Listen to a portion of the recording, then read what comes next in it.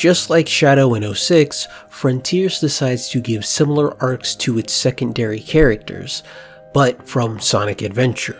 Amy wants to go out and see the world, Knuckles feels a certain kind of way about his role as the guardian of the Master Emerald, and Tails has a confidence issue.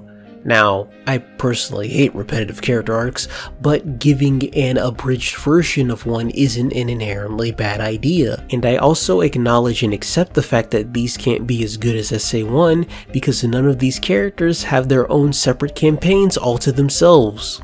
My problem is that these don't feel like an abridged examination of these characters from over the years. It feels as if we're introducing these aspects for the first time. And for a game that goes out of its way to reference the past as much as a Sonic Heroes, I don't think it should feel like this.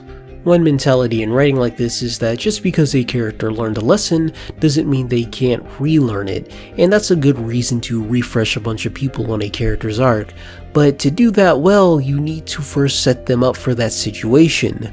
Frontiers doesn't have any setup for our secondary characters, so when Amy goes on about seeing the world and spreading love, whatever that means, even if that means she'll be separated from Sonic, I just can't help but think that she does that already. Knuckles will finally get off his island, which is funny even when you take the newer games into account. And then there's Tails.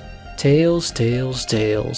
He has the best meta excuse to actually shape up his character from the past games because he was the only one being used enough to actually get ruined in any kind of way, and his arc is still as new as everyone else's. Sure, you can throw in the line of, well, I guess I'm inconsistent then, all you want, but if you also throw in the line of, I want to show you the hero I can become, it feels disconnected from the previous games you are actively referencing. And active is a very good word to use for a game that is speaking in a lot of past tense for characters that cannot be active for most of it.